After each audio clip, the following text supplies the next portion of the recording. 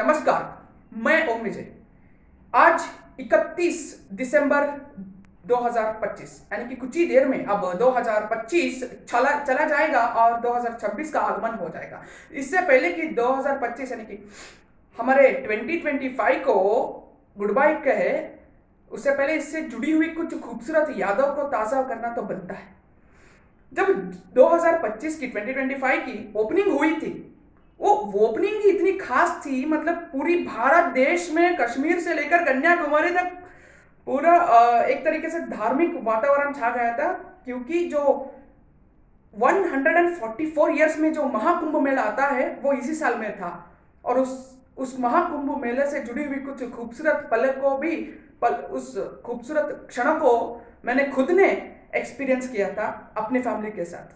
उस एक्सपीरियंस को मैं I can't express in words, just I can feel it. वो एक जो एक्सपीरियंस था वो बहुत ही अद्भुत और बता नहीं सकता, इतनी भक्तिमय वाला वो वातावरण था। अनेकों साधु संतों के बीच में वो क्राउड का एक्सपीरियंस अद्भुत लगा था, जो कि 2025 के साथ जुड़ा हुआ है।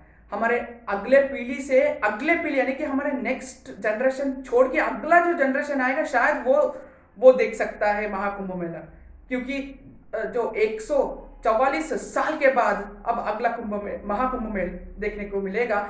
एक ऐसा अद्भुत इवेंट का जो मैं पार्ट बना हूं, हम सभी जो पार्ट बने हैं, उसका जो खूबसूरत यादें हैं 2025 ने वो हमें दिया है।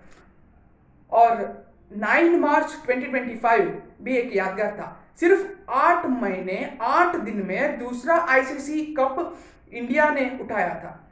रोहित शर्मा की कैप्टनसी में विराट कोहली की धुएंधार बल्लेबाजी के सामने कोई टीम नहीं टिक पाई थी। और 9 मार्च के दिन फाइनल मैच में जब विराट कोहली के हाथों में वो कप था, रोहित शर्मा के हाथों में जो कप था, वो जो मूवमेंट था, सिर्फ 8 महीनों में वो दूसरी बार एक्सपीरियंस करने के लिए मिला था। जर्सी नंबर 18 के चेहरे पर जो खुशी छाई हुई थी, वो देखने के लिए न जाने कितने करोड़ों आंखें तरस रही थी। और 2025 की एक बुरी घटना भी है भारत के लिए। 22 अप्रैल 2025 मंगलवार के वो दिन था। दोपहर में 6 लोग घुस गए थे पहलगाम में और 26 लोगों को मार डाला था धर्म के नाम पर। धर्म पूछ के मारा था। तब पूरा भारत कश्मीर से कन्याकुमारी तक सब लोगों के खून खोल गया था, खून गर्म हो रहा था। बदला लेने के लिए एक एक बच्चों से लेकर बुजुर्गों तक सब लोग तरस रहे थे। आखिरकार भारत ने वो कर दिखाया जो कि शत्रु राष्ट्र ने कभी भी सपने में भी नहीं सोचा था। 7 मई 2025 बुधवार का वो सुबह, अब तक सूरज उगा भी नहीं था। इससे पहले सूरज उगे हमारे वीर नारियों ने वो ऑपरेशन सिंदूर को अंजाम दे दिया था और 90 से ज्यादा आतंकवादियों को मार डाल के बिना भारत के बॉर्डर क्रॉस किए बिना अपने घर में बैठ के शत्रु की घर में घुस के सारे आतंकवादियों को चकनाचूर कर दिया था। ये और किसी ने नहीं, भारत के नारी शक्ति ने किया था। ये था भारत के नारियों का शक्ति, ये था वो सिंदूर की शक्ति, ऑपरेशन सिंदूर। एक बात मैं भी कहना चाहता हूं, जैसे कि प्रधानमंत्री जी ने कहा है, हमारे माननीय गृह मंत्री जी ने कहा है, रक्षण मंत्री जी ने कहा है, ऑपरेशन सिंदूर जस्ट पॉज हुआ है, खत्म नहीं हुआ है। और तब तक खत्म नहीं होगा जब तक इस दुनिया से आतंकवाद नहीं मिट जाता। और हमारे सारे भारत के नारियों को इस पराक्रम की वजह से मैं सारी नारी शक्ति को शत शत बधाइयां देता हूं, अभिनंदन करता हूं। कौन जानता था 3 जून की वो रात, 3 जून 2025 ट्यूसडे का वो नाइट, कौन भूल सकता है? वो क्रिकेट के फैन, चाहे वो किसी भी टीम का हो, कोई भी टूर्नामेंट देखता हो, कोई भी उस रात को नहीं भूलेगा। मैं नरेंद्र मोदी इंटरनेशनल स्टेडियम का मैदान था, royal Challengers Bengaluru versus Punjab Kings, वो मैच मतलब वो शब्दों में बयान नहीं हो सकता। टॉस उड़ती है हवा में और पंजाब की पक्ष में गिरती है, बॉलिंग वो लोग चॉइस करते हैं। 190 RCB target RCB target set करती है 190, और 191 का जो टारगेट आरसीबी सेट करती है, और जो पावर प्ले बीतता है उसके बाद जो एक जो मूवमेंट आते गए जब तक लास्ट ओवर तक पहुंचते गए, सिर्फ जब 4 बॉल बाकी थे 29 रन चाहिए था, 29 रन चाहिए था। जर्सी नंबर 18 की आंखों में जो आंसू थी, 17 साल की इंतजार, 18 सीजन का वो इंतजार, जो 18वें सीजन में जाके 18 नंबर की जो जर्सी नंबर है वो आखिरकार अपना सपना पूरा किया। उस विराट कोहली की आंखों में जो आंसू थी वो कहानी दर्शा रही थी 17 साल की। ना सिर्फ विराट कोहली, ना सिर्फ अहमदाबाद, ना सिर्फ नरेंद्र मोदी स्टेडियम, कर्नाटका, बेंगलुरु, दक्षिण भारत, एशिया कॉन्टिनेंट, बल्कि दुनिया में कोने कोने में जहां जहां रेड आर्मी की फैंस है, जहां जहां क्रिकेट दुनिया की फैंस है, जहां जहां किंग कोहली की फैंस है, सबके आंखों में आंसू था। सब लोग जश्न कर रहे थे। पूरी रात एक तरीके से जश्नमय रात बन चुका था। लेकिन जश्न न जाने इस हमारे जश्न को किसकी नजर लग गई, ये जश्न 24 घंटे भी नहीं टिक पाए। अगले दिन 4 जून बुधवार 2025 शाम में जब पूरी आरसीबी की टीम विधान सौदा के सामने जश्न मना रही थी और चिन्ना स्वामी की स्टेडियम में जश्न मना रही थी, उसी वक्त बाहर 11 लोगों का मौत हो जाता है ओवरक्राउड के चलते। आरसीबी की कोई भी फैंस, आरसीबी की टीम उन 11 लोगों को कभी नहीं भूल पाएगा, क्योंकि वो लोग आए थे अपने चहेते टीम को देखने के लिए, अपने चहेते प्लेयर्स को देखने के लिए, अपने उस ट्रॉफी को देखने के लिए, लेकिन वो कभी नहीं देख पाए। लेकिन आरसीबी और आरसीबी की फैंस, रेड आर्मीज कभी उन 11 लोगों को नहीं भूलेगी। उनको, उनके आत्मा को भी शांति मिले, ये आरसीबी की टीम प्रार्थना करती है और आरसीबी के सारे फैंस प्रार्थना करते हैं। उनके घर में हमेशा सुख शांति हो, सबको अच्छा हो, यही हमारा प्रार्थना है। और इसके बाद जुलाई में जो टैरिफ वॉर शुरू हुआ डोनाल्ड ट्रंप के साथ, ये एक आपत में अवसर का जो मोदी जी का मंत्र है, जो भारत का मंत्र है, जो भारत के युवकों का मंत्र है, वो एक बार फिर से साबित हो रहा है। भारत ट्रंप के सामने नहीं झुकेगा, ना यूएस की इकोनॉमी के सामने झुकेगा, पावर के सामने झुकेगा, क्योंकि भारत ये 2025 का भारत है, आत्मनिर्भर भारत है, युवकों का भारत है, जनजी का भारत है। कुछ लोग कह रहे थे कि जनजी अगर उठ खड़ा होगा तो सरकार नहीं रहेगा।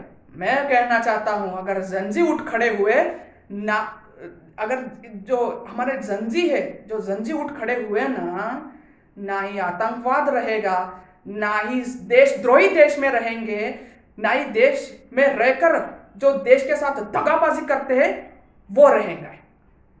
अगर जनजी उठते हैं तो सबसे पहले जो देश का खाकर, देश का पीकर, अपने देश के विरुद्ध जो षड्यंत्र करते हैं ना, उनको पकड़ पकड़ के बाहर फेंक देंगे। ये बस याद रखना। और तारीख के सामने ना झुककर मोदी जी ने जो कदम लिया है, पूरा भारत का जनता, पूरा भारत के वासी, वो चाहे किसी भी धर्म का हो, किसी भी जात का हो, हर कोई देशभक्त, हर कोई राष्ट्रभक्त मोदी जी के साथ खड़ा है, खड़ा था, खड़ा है और हमेशा खड़ा रहेगा भारत देश के साथ, सरकार के इस निर्णय के साथ। क्योंकि हम हमारे देश के किसान के साथ अन्याय नहीं होने के लिए नहीं दे सकते, क्योंकि हम अपने किसान के हित पहले देखते हैं, भारत का हित पहले देखते हैं। तो आत्मनिर्भर भारत बनने के लिए ये एक बहुत ही बड़ा अवसर है। हम सभी को स्वदेशी अपनाना चाहिए, स्वदेशी का जो मंत्र है उसे आगे लेकर जाना चाहिए, विशेषकर जनजी को। और जो 3 सितंबर 2025 उस दिन जो जीएसटी का जो रिफॉर्म हुआ है, उस रिफॉर्म के चलते एक ऐतिहासिक कदम माना जा रहा है, क्योंकि भारत के जो मध्यम वर्ग है, जो निचली मध्यम वर्ग है, उन सभी के लिए एक बहुत ही बड़ा रिलीफ था। ये जीएसटी रिफॉर्म, इसके लिए सरकार को धन्यवाद देता हूं। और भारत का जो इकोनॉमिक ग्रोथ हुआ है इसके चलते उसको देखते हुए लगता है ट्रंप को उसका जवाब अब मिल गया है। और 28 सितंबर संडे 2025 भारत पाकिस्तान का वो युद्ध, yes of course Bharat Pakistan के बीच में जो ऑपरेशन सिंदूर हुआ है, जरूर हमारे जो सैनिक वहां पर बॉर्डर पर ऑपरेशन सिंदूर को जारी रख रहे हैं और दूसरी तरफ हमारे जो खिलाड़ी है वो मैदान में, दुबई का वो अंतर्राष्ट्रीय मैदान में अपना ऑपरेशन सिंदूर जारी रखे थे। इसी के चलते भारत ने एशिया कप, भले ही कप हमें ना मिला हो, लेकिन ऐसे विजयशाली हुए हैं, इस आतंकवादी राष्ट्र को ऐसे मतलब दिल में ऐसा चुभा है, ये हार वो लोग अपनी जीवन भर कभी नहीं भूल सकते। तो इसका भी जश्न हम सभी ने खूब मनाया है 2025 में। और 10 नवंबर 2025 दिल्ली की रेड फोर्ट के सामने जो बॉम्ब ब्लास्ट हुई थी और उसमें लगभग जो 14 से 15 लोग जो मारे गए थे, उनको भी मैं श्रद्धांजलि देना चाहता हूं और उनकी आत्मा को भी शांति मिले। और ऐसा पहली बार हमें देखने को मिला है। एक डॉक्टर जो कि पढ़ा लिखा है वो भी आतंकवाद में शामिल हो सकता है, तो कोई भी हो सकता है। जागरूक बन जाइए, न जाने क्या पता आपके घर के आसपास भी कौन आतंकवादी रहता हो, तो सतर्क हो जाइए, देश की हित के लिए खड़े हो जाइए। और हर साल की तरह इस साल भी 2025 ने भी यही वार्निंग दिया है कि प्रकृति को नष्ट ना करें। हम इंसान जानते हुए भी अनजान बनकर प्रकृति को नष्ट कर रहे हैं और ये एक बहुत ही बड़ा, एक इंसान की जीवन में एक बहुत बड़ा गलती है जो कि हम जानबूझ के कर रहे हैं। इसको रोकना चाहिए। जब तक ये नहीं रुकेगा तब तक प्रकृति माँ हम सभी से बहुत नाराज होने वाली है। मैं जानता हूँ ये दिन भर दिन प्रकृति नष्ट हो रही है, जो कि हो रही है आज भी, जो कि बढ़ने ही वाला है। हम लोग अगर चाहे तो हम सुधर सकते हैं, हम लोग सुधर के प्रकृति को बचा सकते हैं। और ये और किसी के हाथ में नहीं है, ये हमारे हाथ में है। ये हमको याद रखना है। बस अब कुछ ही क्षण बचे हैं। 2025 को गुड बाय कहने का वक्त अब आ ही गया है और 2026 को वेलकम कहने का वक्त आया है। आइए हम सब लोग मिलकर नई उत्साह, नई उमंग, नई आशाओं के किरण के साथ 2026 की शुरुआत करते हैं। सोचिए 2 + 2 + 6 = 10, 10 = 1। मतलब ये साल, आने वाला साल हम सभी के लिए नंबर 1 हो, ऐसी मेरी शुभकामना है। आप सभी को मेरी ओर से हैप्पी न्यू ईयर। और इस वीडियो को अब तक देखने के लिए बहुत बहुत धन्यवाद। अगर ये वीडियो आपको अच्छा लगा तो आपके फैमिली मेम्बर और रिश्तेदार को भी ये वीडियो शेयर कीजिएगा। और आपका जो विशेष मेमोरीज है 2025 से जुड़ा हुआ, वो भी आप कमेंट करके जरूर भेजिएगा। इस वीडियो को देखने के लिए बहुत बहुत धन्यवाद। जय हिंद, जय भारत, वंदे।